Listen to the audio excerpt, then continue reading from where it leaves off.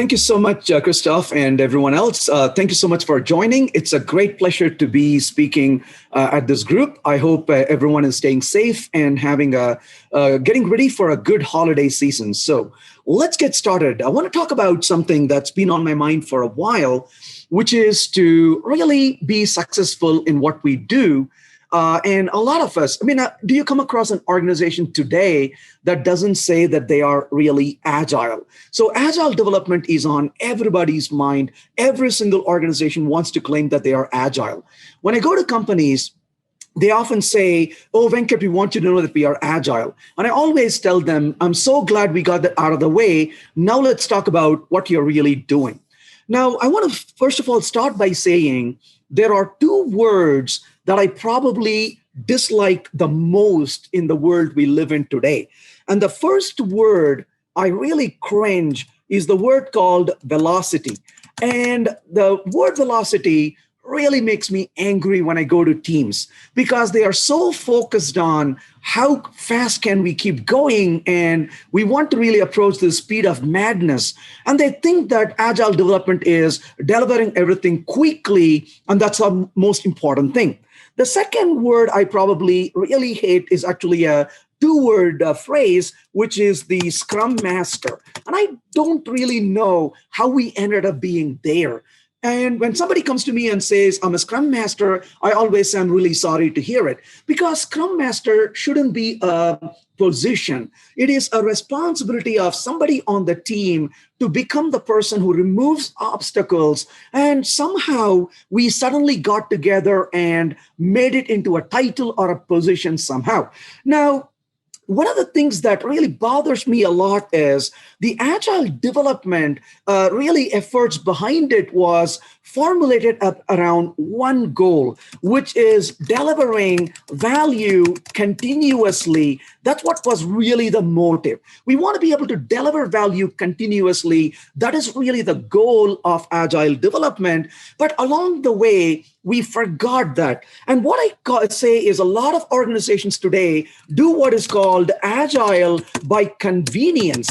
And what I mean by agile by convenience is they take upon things that are really easy to do or convenient to do. And then we don't really focus on things that are potentially really hard to do, even though they may actually give us better value over the long run. So in that regard, what can we do to really rethink about what we do and how we do it? And that's what I want to really focus on. And I don't want to really focus on the aspects that a lot of the organizations have gotten into, which you can summarily say in one word is called ceremony.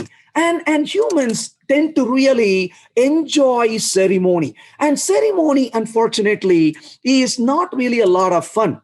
What is ceremony? Ceremony is really things we end up really bringing on to fall as a ritual, and stand-up meetings are a ritual, for example. And such things we over time end up really practicing over and over and over. And that's basically one of the biggest problems is the problem of ceremony that we get into. And the minute we get really ingrained into ceremony, it becomes really hard because all our time and effort are spent on ceremony and we lose sight on delivering value and focus.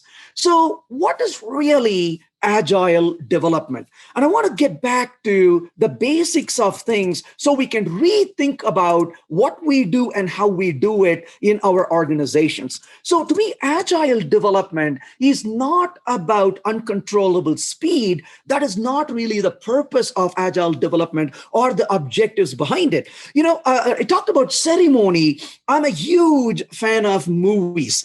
And of course, my mind is wired, unfortunately, in a way that no matter what I do, whether I'm doing a hiking on the mountains or watching a movie or watching a game, my mind immediately gets back to software development.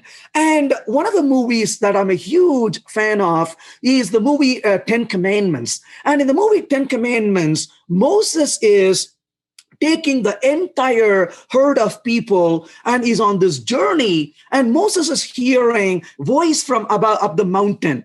And Moses tells to Joshua, hey, Joshua, take care of the people. I'm going to go see what's up in the mountain. I can keep hearing these voices. I need to go attend to it. So Moses has gone up the hill, and poor Joshua is trying to keep all these people, under check. And as time goes on, these people get really excited, and they gather up all the jewelry, all the gold that these people have, and they put that into a pot and they melt it, and then they create this beautiful statue.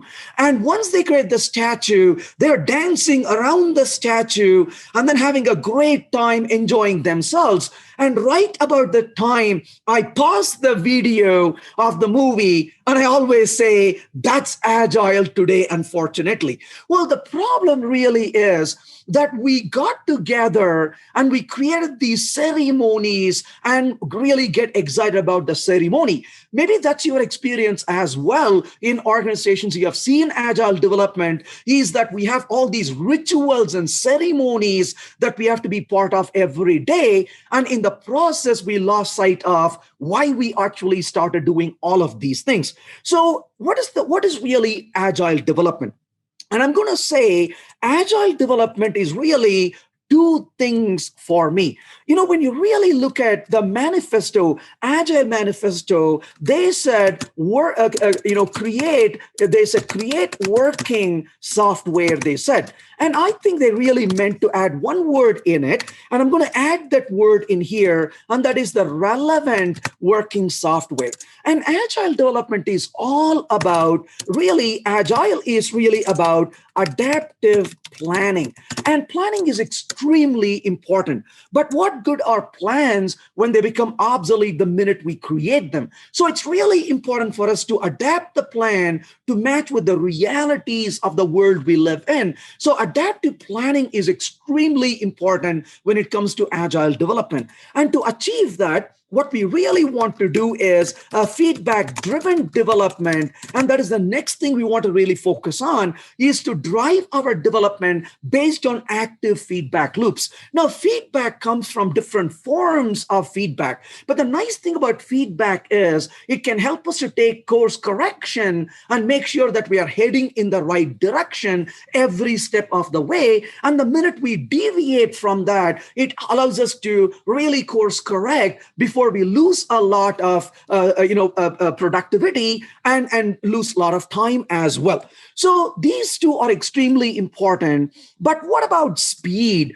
Don't we want to do things very quickly? And nowhere in Agile development we really care about speed. Somehow we got that into our mind. If at all speed is really important, what is important for us really is, I would like to argue, sustainable speed. So sustainable speed is where we are able to continue at that pace over and over and over for a very long time. And that's basically what we are really interested in achieving, is that sustainable speed. So the question is, how can we really gain the speed towards that pace? And then once we gain that speed, how can we really continue to keep up that pace over time?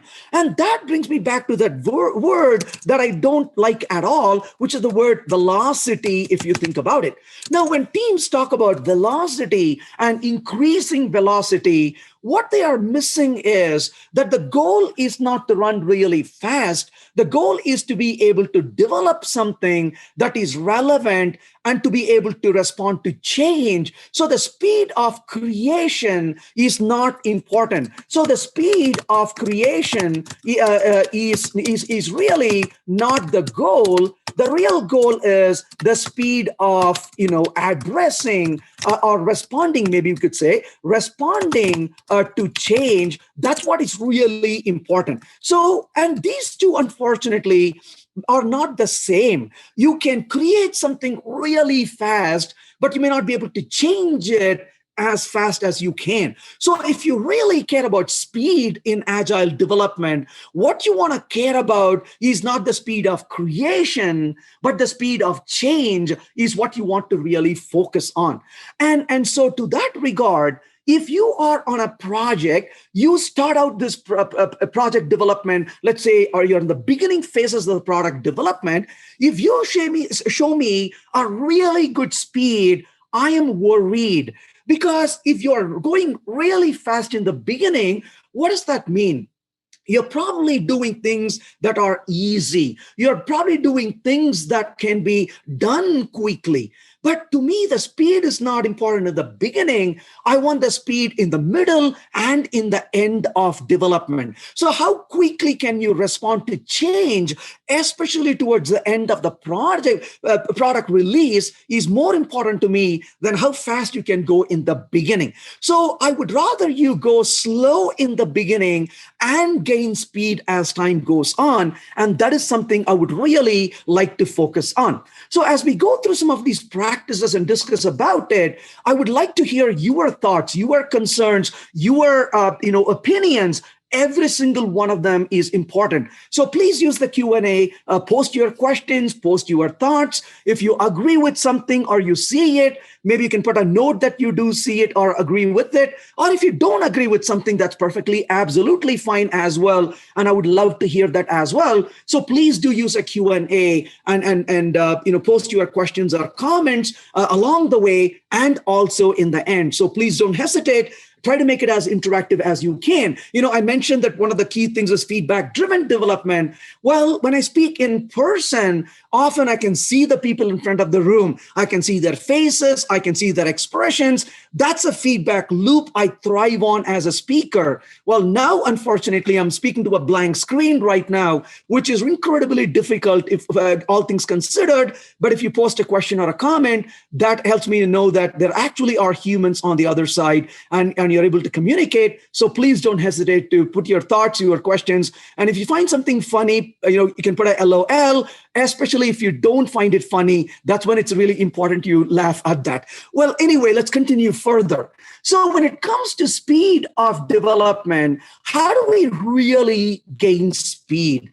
And that's one of the things to keep in mind is that in order to gain speed, we don't want to have an objective as gaining speed as the core objective. We gain speed oftentimes not by focusing on the speed, but by actually doing a right set of things. So when we do a right set of things and get right results from doing right set of things, we naturally gain speed. When we don't do really good things, and those things come back to impede what we do, we naturally begin to slow down, no matter how much desire we have to really gain speed. So sometimes we really have to slow down before we can gain speed.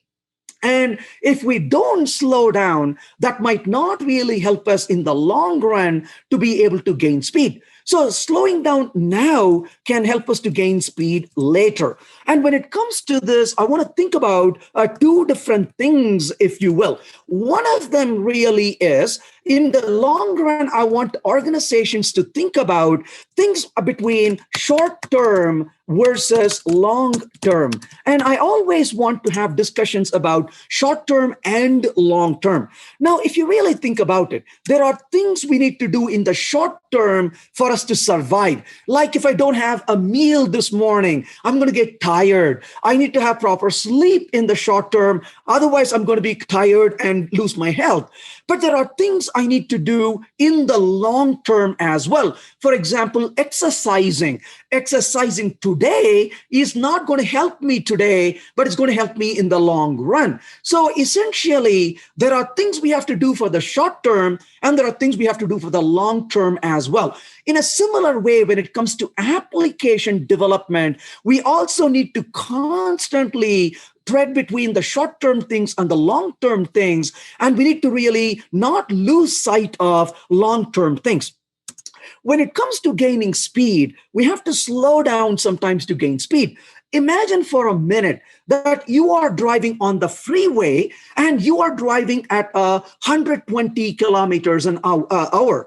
And as you're driving at 120 kilometers an hour, you're having a great time, maybe talking to a friend of yours who is next to you, or maybe you are listening to a great music, what have you. Well, that's great. You are going at a certain speed. Oh, question or a comment. Thanks for posting that. Do you approve Scrum framework with Scrum Master? If not, separate role, or you don't approve Scrum framework it at all? Do you consider any methodology to the best? I guess probably the one with the lowest amount of ceremony. That's exactly right. So I am not saying Scrum is bad by itself. A lot of times the problem is when we try to really take a framework and A, blindly follow it, or B, go overboard in following a framework and lose sight of what we do, that becomes a problem over time. So to go to Yasik's question, it's really important to absorb ideas from multiple frameworks. But one of the phrases I always use is be agile about being agile. So what I mean by that is be adaptive to what you do. So don't follow Scrum alone. Oftentimes on projects that I work with for my clients, we bring in a mixture of ideas. And you may look at what we do and say, hey, that one is kind of like from Scrum.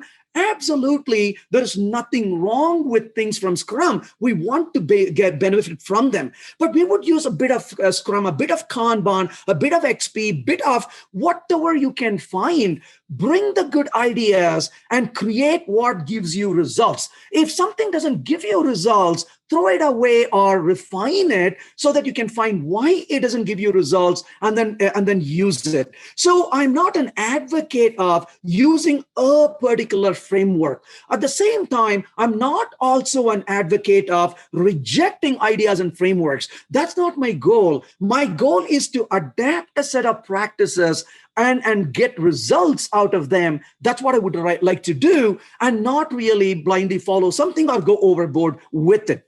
So you're driving on the freeway at 120 kilometers an hour, and maybe it starts to rain, and maybe you're not able to see the road clearly, and there's a huge curve coming in front of you. Now, maybe there's a sign that's posted on the road that says 80 kilometers an hour in a little yellow circle. And you say, gosh, I'm driving at 120 kilometers an hour. It says 80 kilometers an hour. Let me slow down, negotiate this curve, and then I can gain speed after that. That's one thing you could do. The second thing you could do is as you're driving, maybe you don't see a board that says you need to slow down, but you notice you are suddenly going much faster than all the traffic around you. And as you are driving, all the cars and trucks next to you, you are passing them. And you tell yourselves, what do those people know that I don't know about? So maybe you should slow down now because they're not going as fast as you're going. Maybe they know something that you need to be aware of. Okay, maybe there's no sign. Maybe there's nobody around you to really let you know that you need to slow down. The last thing I would ask you is, how do you feel? Well, as you are driving, as you're beginning to negotiate the curve, your body tells you you're not going to be able to hold this particular curve.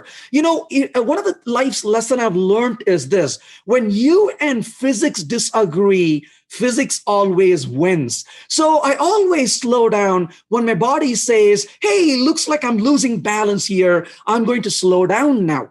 If I ignore all the three of them, if I ignore the posted sign, if I ignore what everybody else around me is saying, if I ignore how I feel going into work every day, then unfortunately, I end up in the ditch. And if I'm lucky, I can walk out of it, but definitely I don't have the speed anymore. It's come to a grinding halt at this point. And I see this in a lot of teams, unfortunately. They go at breakneck speed and they end up breaking their neck eventually. So it's really no fun trying to really keep up with that pace of development by ignoring the reality. And that really comes back to these words, adaptive adaptive planning. Adaptive planning is really checking back with the reality and making adjustments to what we do. So we absolutely have to slow down. So when I go to organizations and I work with teams, I often ask them, what are the practices you do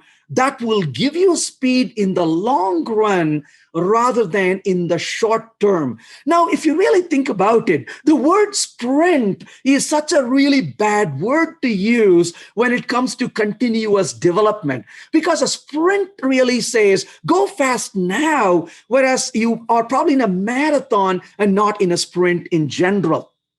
So a trick question, what is your approach, how you keep motivation when you have to constantly slow down because external services you depend on?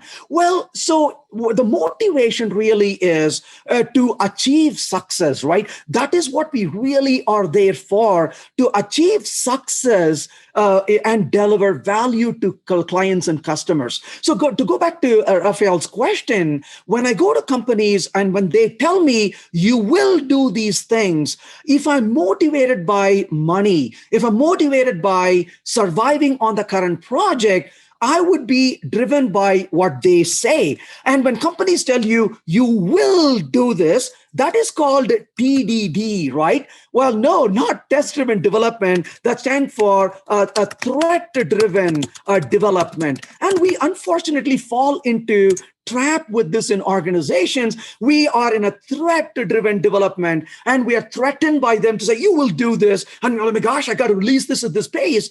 But I always challenge those things and say, hey, I don't want to work with you to fail with you. I would rather want to work with you to succeed with you. That is one of my most important goals, is to come out winning, to come out succeeding. So if I'm going to succeed, what are the practices that will help me succeed? And what are the practices that will help me to fail? And to have the courage and to have the attitude to address those things and say, no, I'm sorry. If we don't do those things, here is what we will gain in the short term, but here's how we're going to lose in the long term. We want to win in the long term, so we got to change our practices. It really comes to having courage, having maturity, and having the right kind of people that will support you throughout it.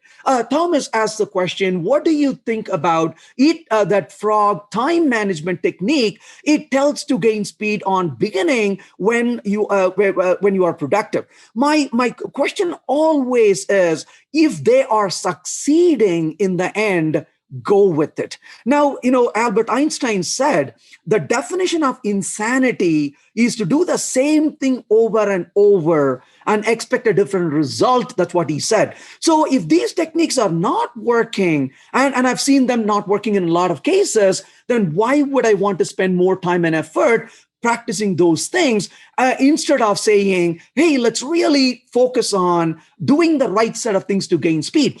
I'll share with you one experience, Thomas, that really intrigued me. I won't be able to mention the name of the company here, but we all use their products. We wear them. Let me just say it, very, very, not being too specific. No, it's a product this company sells, a very successful product. We know their name, and we kind of wear their product almost every day when we step out of the house or even within.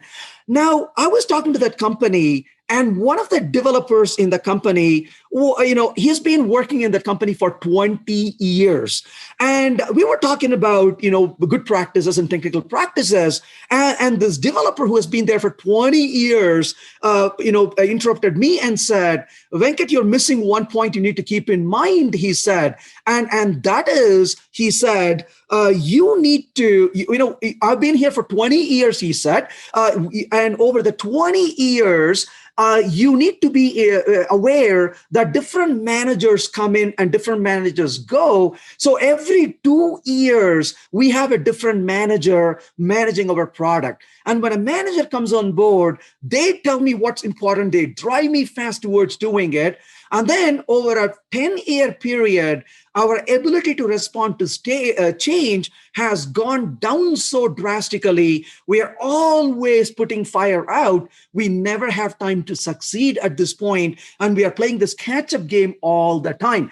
And that is something to keep in mind.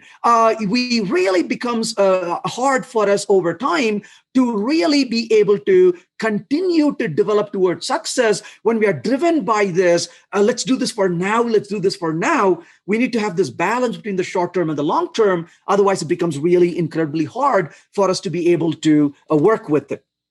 So given this, of course, so given this, we need to really be able to focus on delivering this value and gain speed towards doing so. So the question here is, what are the practices we can follow in order to achieve that is the question. So the answer to that question is to think about practices that will help us gain speed or not following certain things that will actually be damaging and will slow down over time. The very first thing I'm going to say is create code with quality. Now, we all have done this over time. Let me ask you just one question about quality, because this is an easy one. So if you would be so kind enough, type into the chat or type into the Q&A, whichever you're comfortable with. It's perfectly okay with me. So I want you to type either the word yes or the word no for this question. And the question is, do you think long, when I say long, very long, so very long functions, ooh, I don't even know how to type functions now. Very long functions are a good idea. So tell me if you think a yes or a no. Do you think very long functions are a good idea?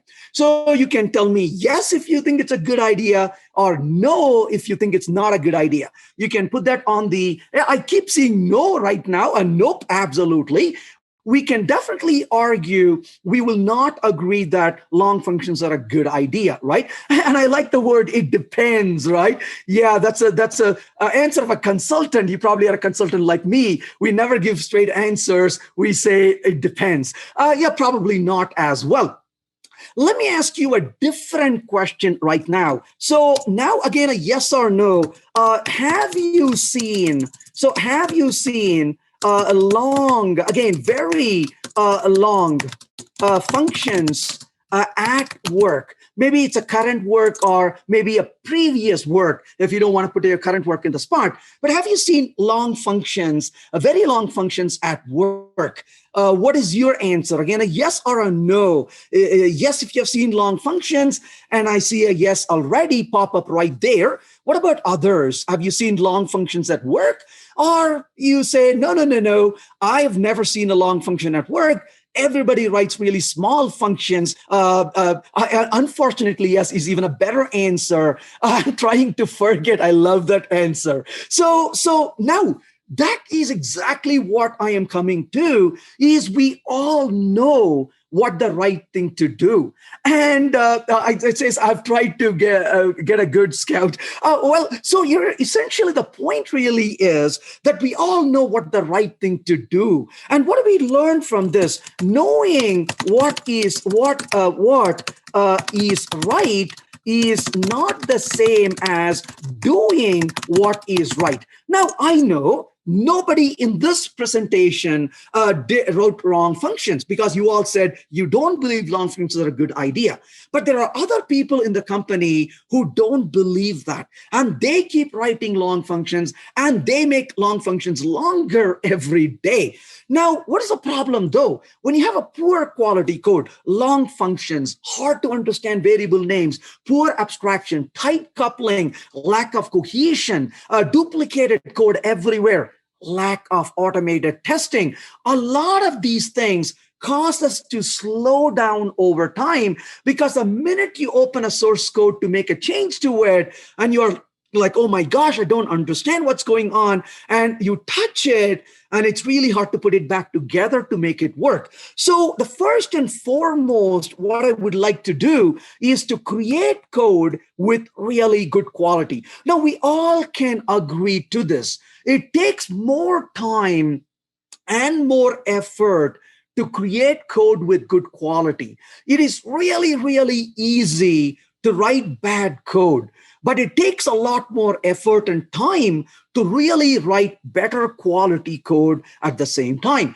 So if we take time, the first law of programming. So the first law of programming, if you Google for it, you'll find it. It says poor quality lengthens the development time. So this is one of the key things to keep in mind is poor quality lengthens the development time. So if you want to really go slow in the long run, create code with poor quality. If you want to go faster in the long run, you have to create code with better quality. But creating code with better quality is going to slow us down. And that's one of the problems that we have to often deal with. So we want to be able to create code with better quality, and creating code with better quality takes more time and effort. By spending more time and effort in the short term, we are increasing the speed in the long term. And that is one thing we should constantly strive for, is to really increase that quality over time. And as a result, we can go back and gain speed over time as well. Oh, question or comment. On the other hand, done is better than perfect. Oh, we are definitely not talking about perfection at all. So going back to Powell's comment, no, I am one of the people who never believes in perfection. And the reason I don't believe in perfection is I don't have a clue what perfection is. I might think this is perfect. And Powell, you may sit down with me and say, gosh, why are you doing that, Venkat? And then I realize what I thought was not perfect. So perfection is really really a bad thing to aim for. And it's something we can even not achieve, even if we strive to. But the perfection is not my goal. Good quality is my goal. And what is being done is being done throwing code out and making other people suffer. Is being done writing some code and saying, I'm done with it. This is not my problem anymore. And somebody comes to maintain the code and they're spending 7 times more time changing it than was I really done. I was done creating chaos. I was done creating trouble. I was done creating poor quality, right? So we got to be careful with these phrases because the phrases can help us to lead towards misjudgment. So the question is not what is done. And that really is a good point. What is your definition of done? I'll tell you what my definition of done is. Done is when a piece of code delivers value, is maintainable by the team, and has enough automated tests around it. That's my definition of done. And when I go to teams where they say done means I wrote it and I put it out there, I'm done. I'm like, no, I'm not even making this up, Powell. I'll give you an example. This happened years ago. I would never forget this. I had just joined a company at the time. And as a very young programmer, I was very curious to get things done. Like, give me the code. I want to work on it. I want to work on it. And we had a developer, and the developer said, oh, I'm done with this particular feature. And I said, hey, if you're done with it, why don't you, push it to the repository? I want to take a look at it and I want to play with it, I said.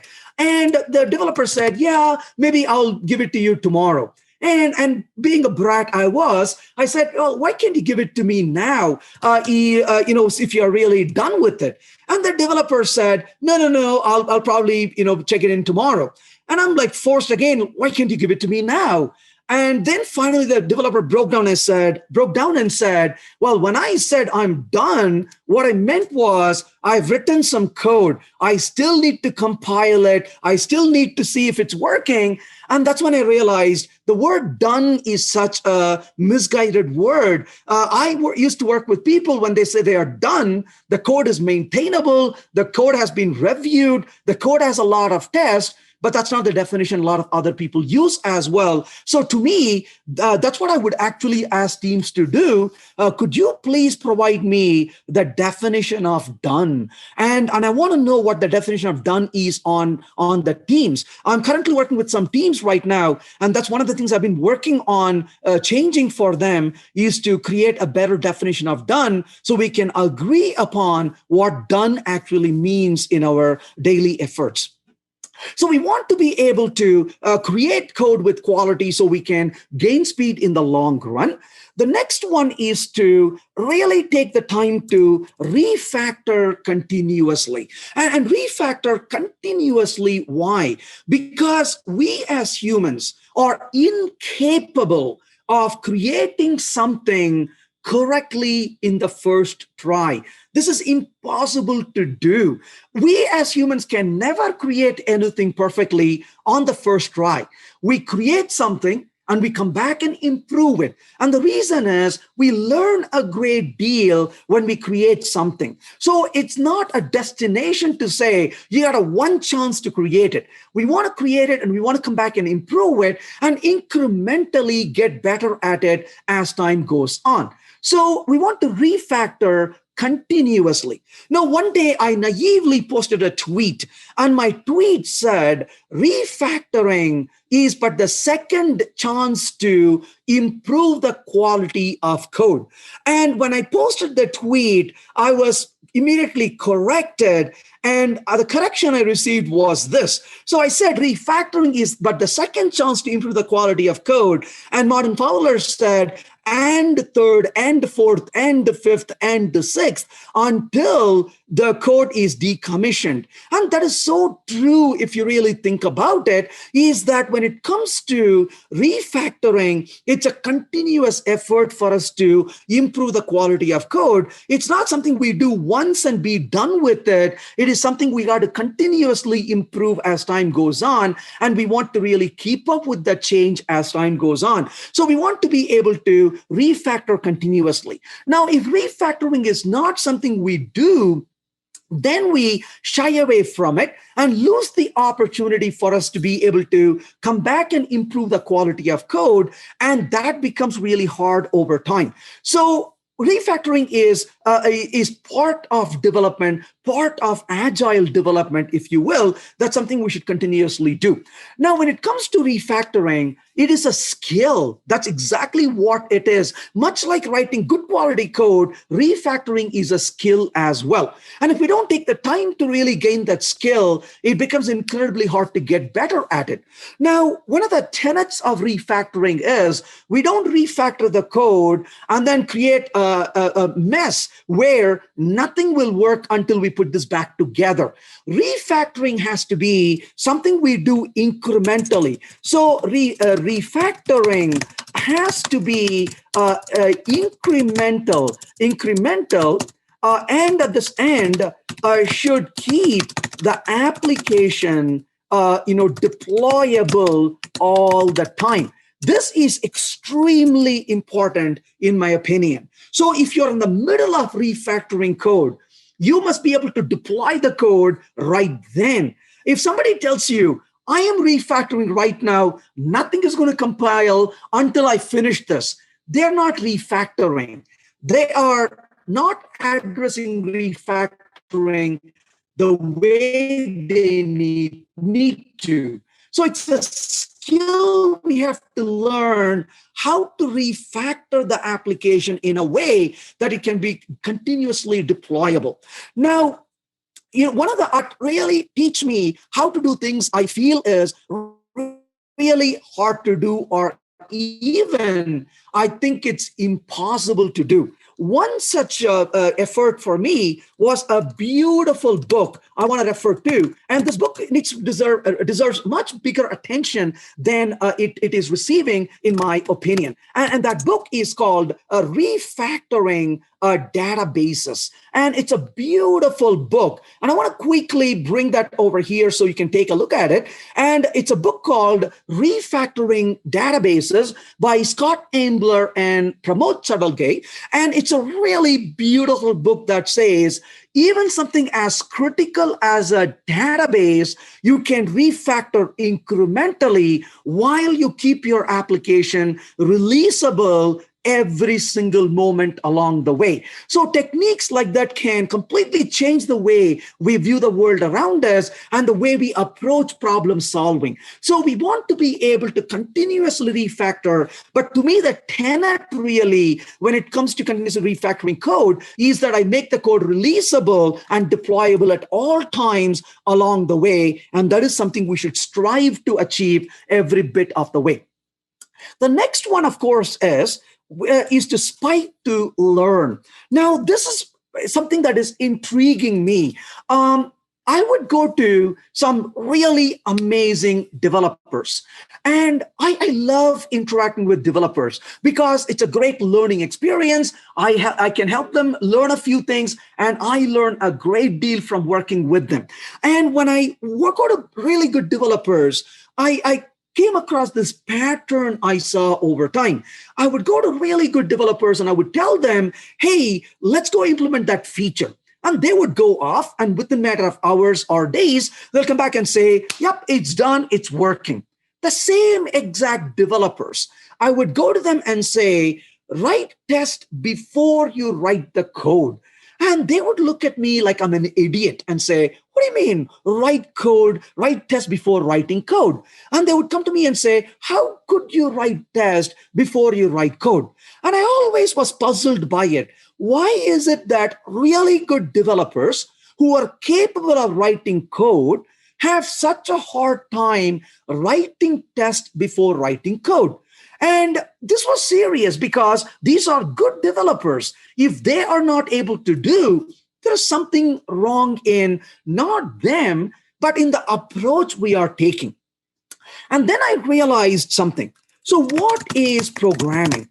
And I'm going to say programming is a series of mini experiments that help us to discover the details. So we go from a set of unknowns to a set of knowns. So it's a process of discovery. That's what programming really is for me. So programming is a series of mini experiments that help us to discover details. So we go from a set of unknowns to a set of knowns. I mean, honestly, do you ever work with somebody? You give them a problem, and they say, no problem. And they stretch their hands, and then they just write the code and say, I'm done. And they walk away. If you do, you are living in the presence of divinity.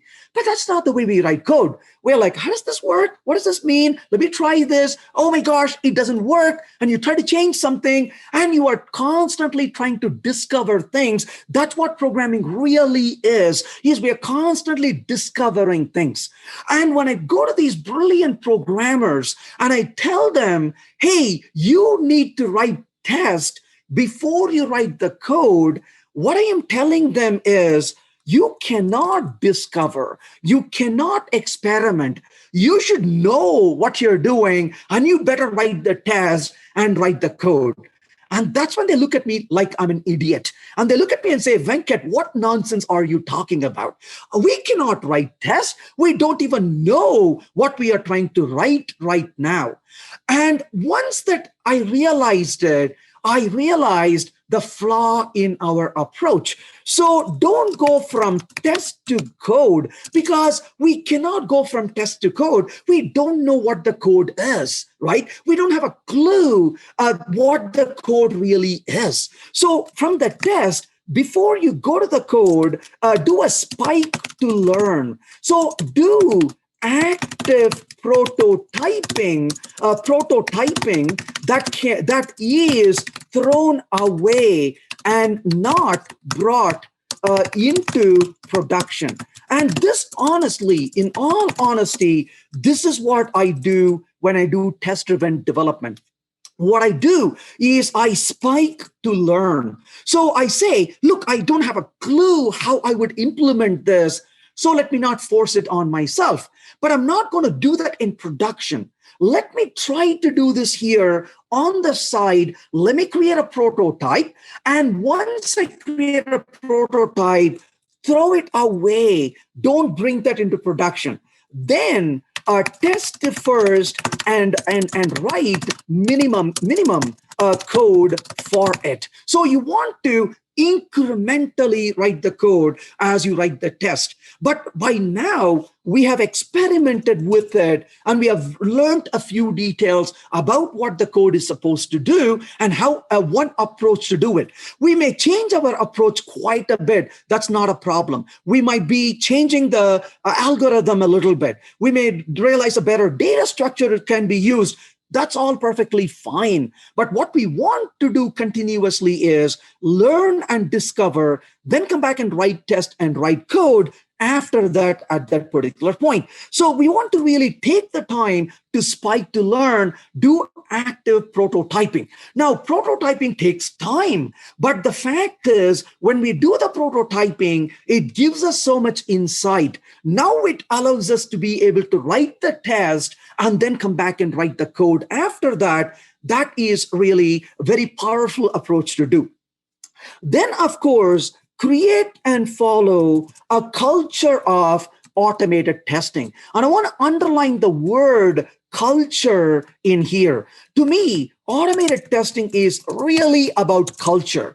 So the reason I emphasize the word culture is when I work among teams of people, one of the things I've realized over time is we humans are such a social animals. We thrive on working with other people, and what we do is similar to what other people close to us do. You know, there's a saying, when you see two married people, you will notice they speak in a very similar way. They behave in a similar way. Their gestures are very similar to each other. And you're looking at this like, wow, how long have you been married? And you realize the more time they spent married, the more similar they are. In a similar way, you may look at a team. You may have colleagues working with each other. They may use similar phrases. They may say similar things. Well, the reason is, that's what we are as human beings. We learn, but we also imitate one another. So we are really good in imitation, right? So we are a creature of imitations. So if you work with somebody who has poor practices, we imitate poor practices. If you work with groups where they have really good practices, we imitate good practices. But here's one problem. If you take one person and that person is really good and you drop that person in a team which is doing really poor quality work, this one person cannot keep up the battle. So in a year, this person scratches the head and gives up and says, you know what, never mind, I'm going to do what everybody else is doing. So they tend towards the lower quality. But now you take a team which is really, really good, great set of practices, good discipline, good morale, and you take one person who's not really up to snuff. You drop them in the team, and that person has to start swimming and looks around and says, oh my gosh, everybody is so awesome. They're doing these things. I better raise to that level. If the person is not able to raise, they have to leave, like the other person in the other team will have to leave if they don't fall back. So in a sense, that's why I am not interested in automated testing. I'm interested in a culture of automated testing. And when the team has a culture, I'll give you an example of this. I was working on a project in the Netherlands. And when I went there, the project manager, a very technical person, was leading the team, but he was technical enough that he could actually program with the team as well. And he said, one of the tenets for this team is we will do full automated testing. And I worked with the team for about 2 years. And about a year into the project, one day, I was a consultant, so I come in and go. And one day when I went back to the Netherlands, I looked around and I could not find a developer. This developer, I'm not kidding with you, was the best programmer in the team. And he was gone. And I went around and said, hey, where is he?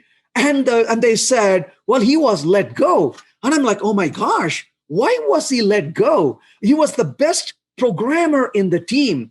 And they said, yeah, he was a good programmer in the team, the best one, but he refused to really write automated tests. And every time we keep seeing, he would have code with no test. It became a battle with him. And so eventually the manager said, sorry, you can't be part of this team. You got to leave because we don't want people who can code. We want people who can write better quality code with automation testing. Well, that's what I mean by culture. It was part of their DNA. Here's what we are going to do. We are not going to lower the quality because somebody can crank out code really quickly. So that was where, to me, that culture is extremely important, to have that culture of automated testing. Now, clearly, one of the biggest problems you're going to run into is this. When you have automation testing is a skill. When there was a time I did not know how to write automated test. And there was a time I rejected it, saying, I don't need that stuff. And then I took the time to learn it. Honestly, I didn't learn it in a day. I didn't learn it in a few months. It probably took me a couple of years to get better at it. And I'm still working on getting better, honestly. And the point really is, it's a skill we take time to understand and learn and get better. In a way, I'm going to say, if you will, automated testing is like driving a car, right? A car. So you can drive around very quickly, but only after you get used to it. In the beginning, what happens? You know what? I'll tell you. I remember the day when I took my car after I learned it, after I got my driver's license, and now I had my car. And until that point, somebody was with me, showing me how to drive. And this was the first day I said, I'm going to go from point A to point B all by myself. That day was the scariest day for Houston because I was driving. And I put the entire city at risk by driving. And I have to tell you how nerve-wracking it was for me.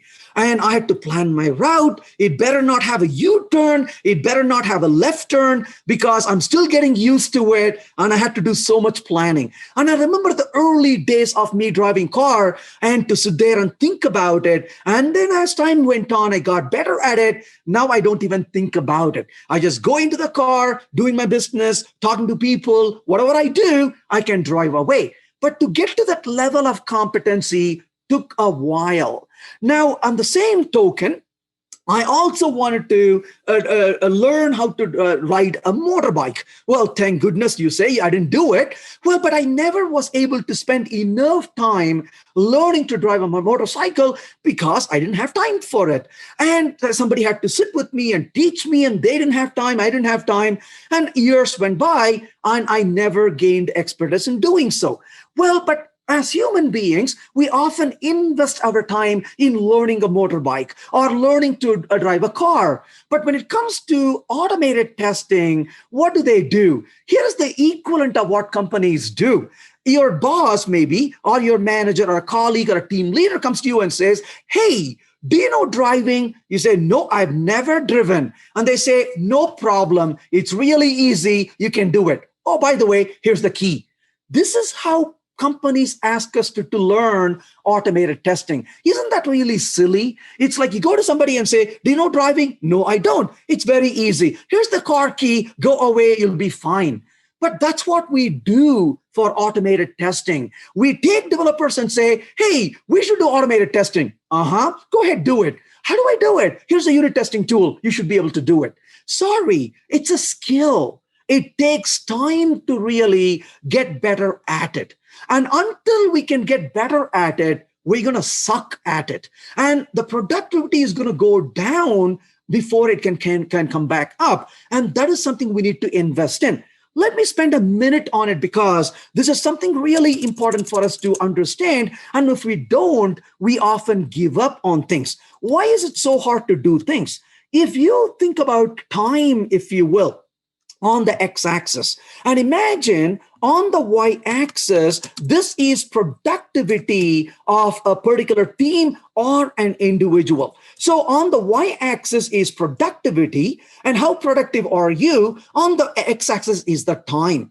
Now, your team or an individual, let's say, is at this level of productivity.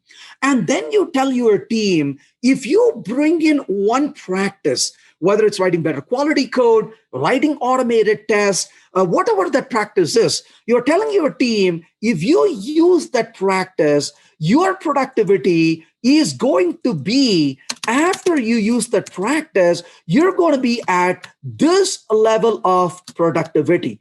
And so what do we say? We say, oh my gosh, this is amazing. I am in this level of productivity, and I am going to start doing this practice, and boom, I'm going to be in this level of productivity. So what are we thinking in our mind? We are thinking we are going to go all of a sudden from here to here in one shot, and we're going to be that productive over time, right? So this is what we desire.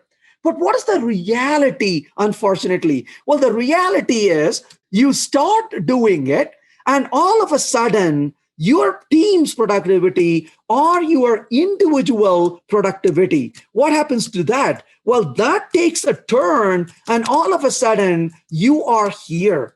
And what is this moment called? That moment is called panic. And the panic hits you, and you're like, oh my gosh, I'm supposed to go in that direction. Now I'm going here. And a lot of us give up at this point. This is why a lot of teams take on automated testing and they give up, because suddenly they are not here, they are here. And if a team has to really get productive, they need to stay with it. And then eventually what happens is, as time goes on, they are learning from that experience. And then all of a sudden, as time goes on, they are picking it up. And then as time goes on, eventually they are, in a way, maybe asymptotically reaching that level of productivity. So this is idealistic. This is what we wanted to achieve. But the reality is, this is the path we often take in terms of how we gain productivity, is by doing so, and then we achieve that. So if you're not willing to take a dip before we can come back and be productive, we're not going to be able to succeed. And guess what this is? This is slow period, because we're not going to be going at that speed at which we did. We're going to go a little slower or a lot slower until we can gain back a greater speed and come back on top of that on the other side. I am one of those people on teams that is annoyingly emphatic about it. Measuring code coverage. A lot of people don't like it, but I'm a huge fan of code coverage. I often say, code coverage is like cholesterol number. If my cholesterol number is really bad, my doctor says, hey, Venkat, your cholesterol number is really bad, it's unhealthy. You really need to one step backward, two step forward, totally. But in my case, it's usually 7 steps backward, and have the courage to continue before you see a few steps forward, and then off you go. So it actually be a lot more than 1 step sometimes, but you're absolutely true. We should be willing to stomach that. That's exactly the point, is to stomach it is really important. So coming to cholesterol numbers, the doctor may say, hey, your cholesterol is really bad. You should really eat better, exercise, do a lot of other things, take these pills. I do all of that. Maybe the cholesterol number improved. I cannot go to the doctor and say, hey, doc, my cholesterol number is really good now. Give me a letter that I'm in good health. The doctor says, get out of here. I'm not going to give you a certificate of good health just because your cholesterol number has improved. That's exactly what it is for code coverage. If your code coverage is really bad, we have a problem. If your code coverage is really good, I'm really sorry, we have nothing to celebrate. So code coverage is a negative indicator. A bad number is trouble. A good number doesn't mean anything. So when it comes to code coverage, you may say, why are you so eager about code coverage? I'll tell you why I'm eager about code coverage. And I am waiting to be proven wrong about it. And trust me, I have been proven wrong on other matters before, and I have no shame in accepting when I am wrong. But this is one thing I'm waiting to be proven wrong. So here is what I've realized over time. When people tell me there's a poor code coverage, I never tell them write a test. No. So to me, code coverage is not about writing more tests. So show me a piece of code with poor coverage. You have shown me a piece of code with poor design. This is what I'm noticing over and over and over. So when developers come to me and say, hey, here is a piece of code. I know you care about coverage. This doesn't have the coverage. What do you think I should do? I have not said once, write more test. Instead, I say, let's take a look at the code. Oh, wait, should we refactor this? Do we need to really decouple this? And within about 5 to 10 minutes, the developers say, oh, thank you for that input. Let me go refactor it. So we never talk about test when we talk about code coverage. So show me a piece of code with poor coverage. You have shown me a piece of code with poor design. I came close to being proven wrong about 3 months ago. And I was so happy that day because I said to myself, wow, I'm wrong finally. I can talk about it. And here is an example where that little observation doesn't hold. And in all honesty, this was a very small piece of code. How small? 3 lines of code. The coverage was missing. So a developer came to me and said, hey, Venkat, I know you care about coverage. I have written test on this code. The coverage is not correct. It says one of the branches is not covered within a ternary operator, actually. What should I do? And I looked at the code, 3 lines of code, and to my surprise, I could not find any problem in the code. I couldn't find a design flaw. And I smiled at myself and said, hey, this is great. Finally, I found a code where the coverage is bad, and the answer is to write more tests. And before I could respond to it, I said, let me take one more look at it.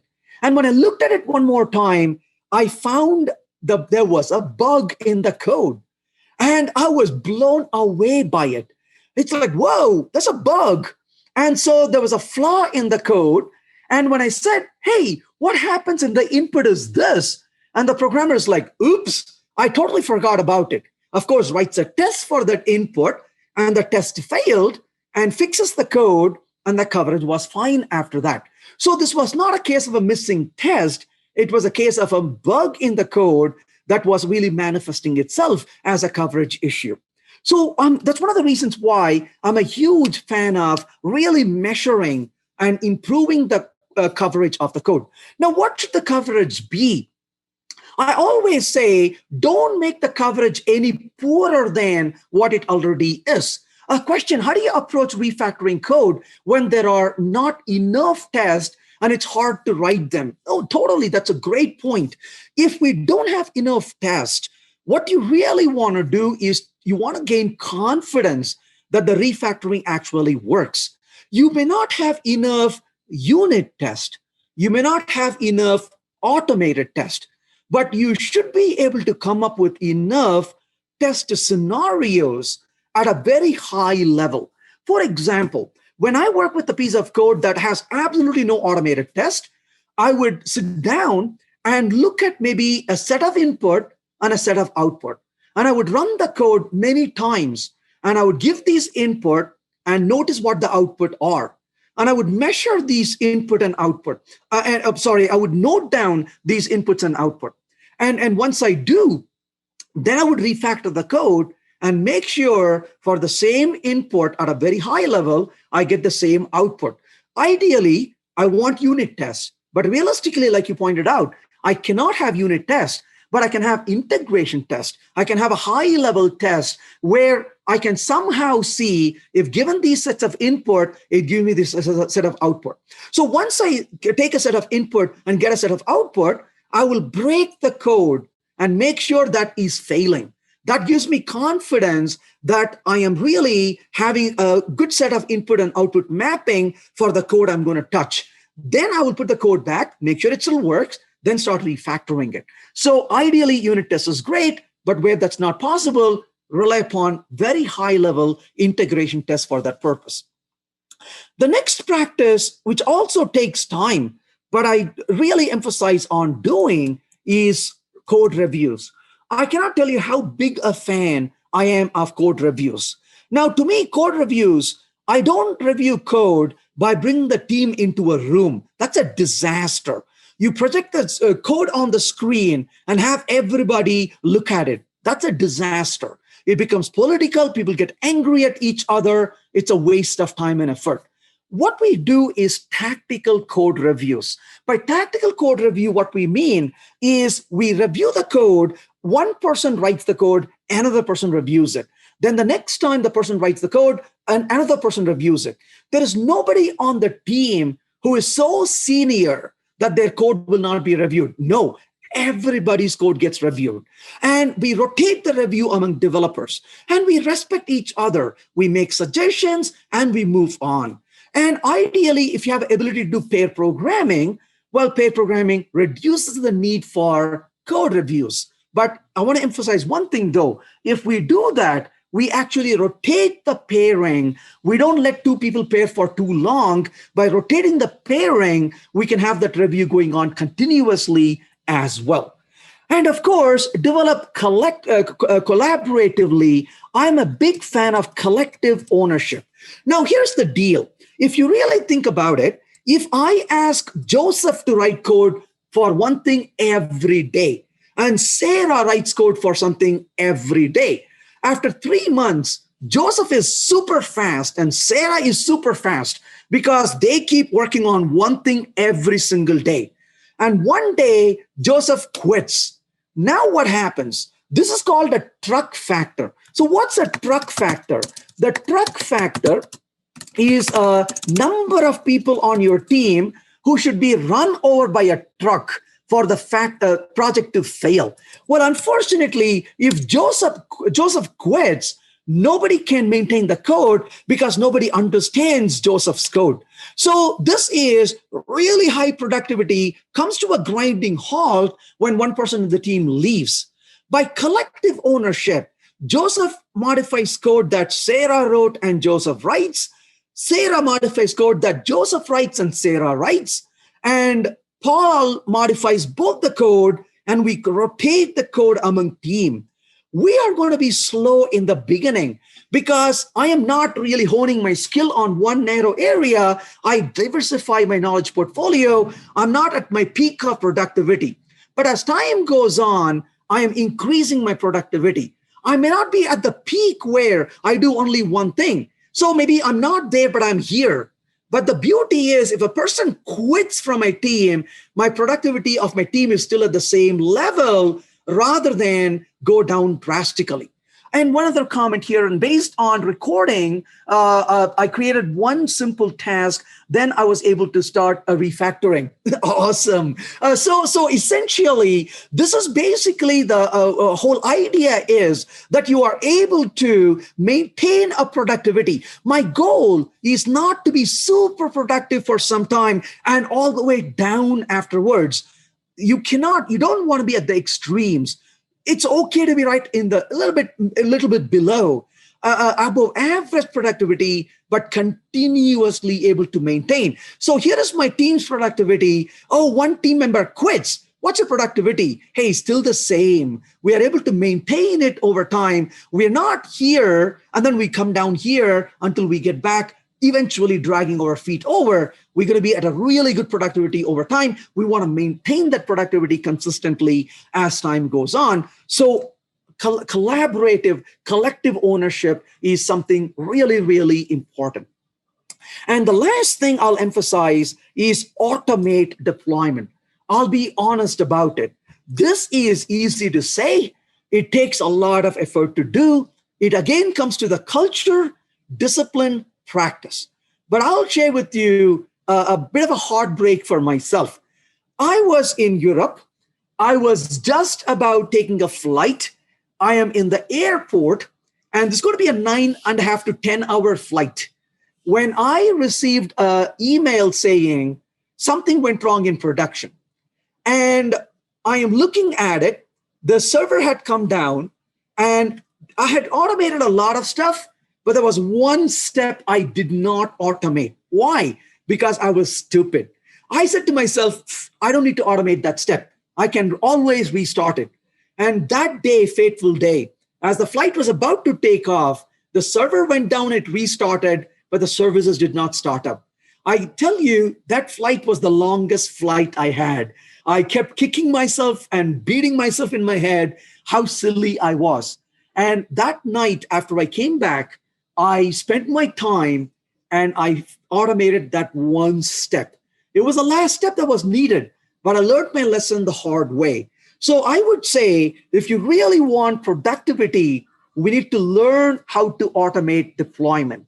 In a way, if you really think about it, if we don't automate deployment, if we do it manually, it's time consuming, it's error prone, it's also a violation of the DRY principle, the don't repeat yourself principle.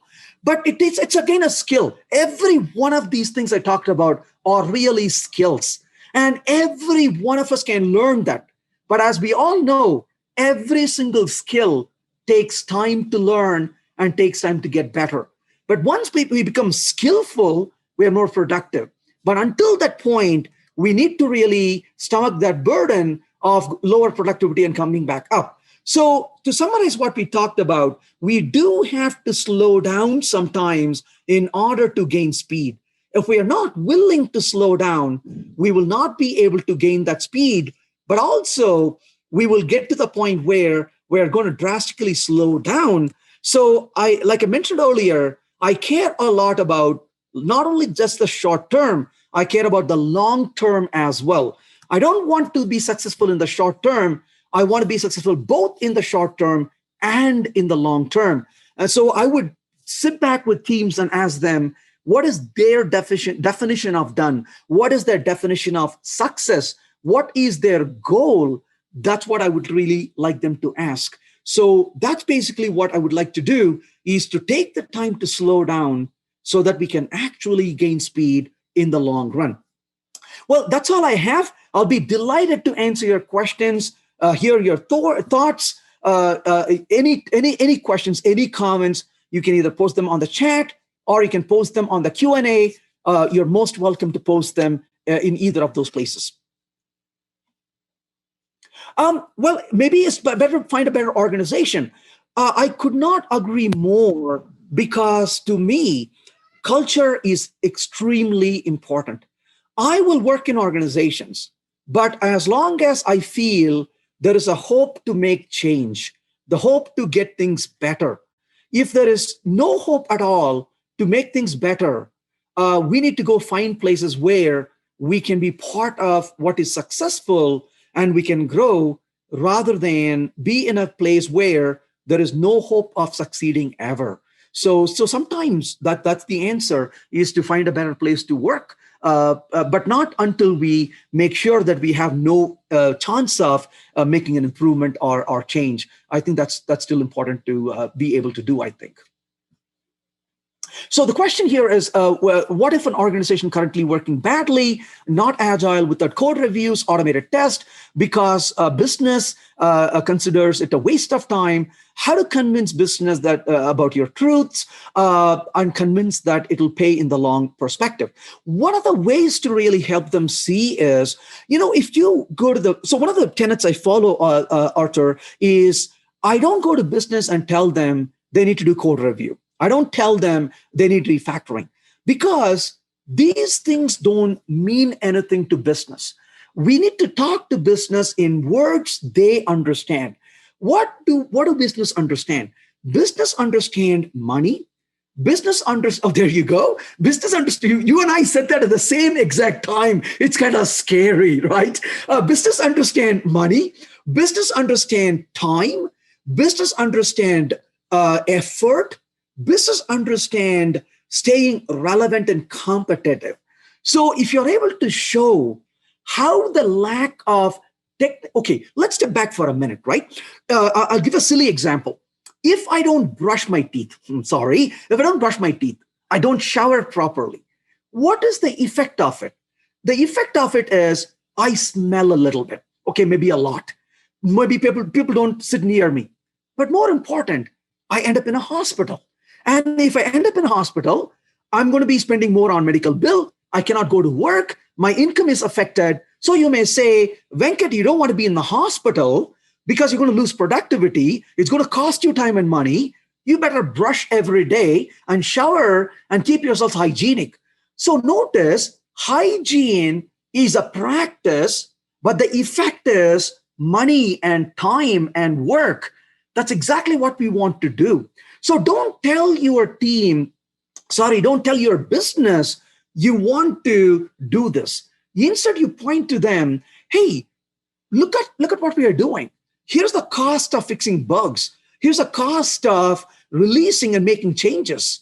And as a result, you want to really focus on this. A company in Portland called me, and their manager said, Venkat, come over. I need your help.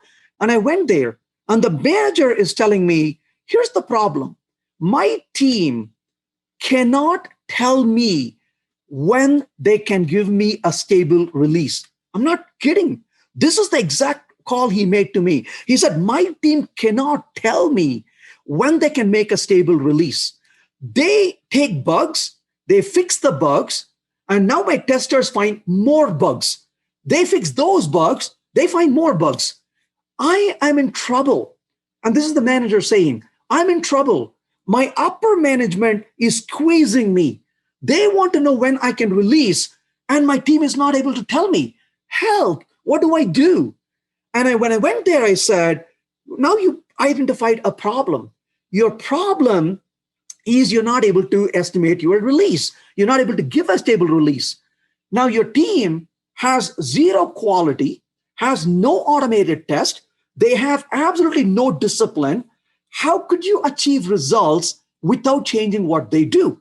This is a company in Portland. A company in London called me and said, hey, Venkat, we want you to come in and help us with TDD. I said, could you please tell me why you want me to come and do TDD? And they kind of laughed and said, well, we want you to come and TDD because we want to do TDD and we're willing to pay you. Do you want more details? I said, I do, because I want to know you are committed before I come over there. So could you please tell me why you want to do it? And they said, well, because we will be more productive, we'll save money. I said to the manager, good answers, but please, with all respect, let me understand more. Tell me how much money you're going to save. And he said, oh, Venkat, it's really easy for me to answer that. We will save $1 million every year if we do better. And I told the manager, don't do it. And he's like, what do you mean don't do it? I said, I'm sorry. If I'm walking on the road, if I drop $1 and if it flies in the air, with all respect, I'm not going to run to get the dollar. The dollar is valuable, but not that valuable to me. My $1 is your $1 million. If you drop $1 million on the road, it's not worth your time because you're a multi-billion-dollar company. And then he looked at me and said, okay, I know where you're going with this. Let me tell you the truth. I said, that's what I'm looking for. So tell me why you want to do this. He said, they put their application in production. This was to the US military. And when they put their application in production, it wiped out the database and corrupted the system. And when their CEO was giving a talk in a conference, the US Attorney General's office served a notice subpoenaing them for coming to the court of law. Yeah, what can go wrong, right? And so they were subpoenaed. So he said, we want to change what we do to save our reputation. I said, now I will come and help you. And I was in London working with this team. And honestly, this is one of the best engagements I've had because they really took the time to understand why they are doing. And they were putting all their effort into automated testing because this was critical for them. They were not doing this because, oh, it's another ceremony, we can do it. They were doing it because they had real business reasons to do it. So to answer that question you asked, if we cannot tie what we do to a business reason, we cannot succeed. I'm a technologist. I love technology. I will sit here and talk about marking and stubbing to you until cows go home, but I will never talk those things to management. When I go to management, I completely wear a different hat. I talk in language they can understand because they don't care about my technical details. They care about their problems. And if I cannot communicate with them in the language they understand, then I cannot succeed. So that is the most important, is we have to communicate in their terms. If that's not possible, if they're stubborn and they will still not understand or change, then like you said, we got to go to another organization at that point, but not until then. Good questions, good comments. Thanks for those. Any other questions or comments? What if the only thing business cares about is providing business value? Oh, I totally agree. We definitely want to provide business value. There is no doubt about it. But the problem is your business value has to be provided in a way it is sustainable, right? It's kind of like saying, what if the only thing a flight wants to do is go from city 1 to city 2? Oh, totally. But if the flight doesn't have a proper maintenance, it's going to crash along the way. It's not going to go to from city 1 to city 2, right? So anybody who runs a business needs to understand, my car's purpose is to get me from point A to point B. But what if I don't change the oil of the car? It's not going to get me from point A to point B. So on the day that I need to really rely on the car, it becomes unreliable. So anybody who understands business needs to understand that the machine has to be well oiled for it to deliver the results. And that's the job we have, is to identify what those things are. Your car doesn't need a fancy spoiler, right? That's a luxury.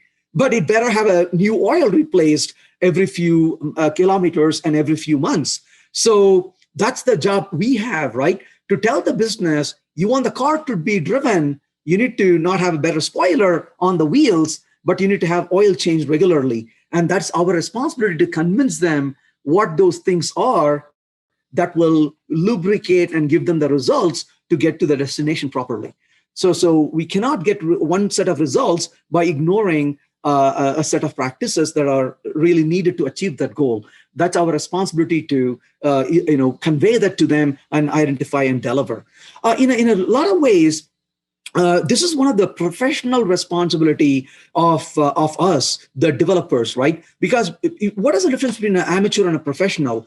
A professional's responsibility is to deliver the results in a way it can be delivered. If you are working with people who are reckless, and if they say, hey, we don't care about all of that, do illegal stuff, like, for example, the people in Volkswagen, when they told the developers to modify the metric so it gave a better result, well, they end up in jail eventually, right? That's not a professional behavior. So yes, we want better business value, but not by doing illegal things, not by doing things that will jeopardize the business in the long run. So ethics, morality, business value, professionalism, courage, a lot of these are our responsibilities. So that's what makes us professional compared to people who do bad things to achieve results no matter what. So that's a decision we have to make every single day. What kind of business do we want to be part of is what professionalism really is all about as well.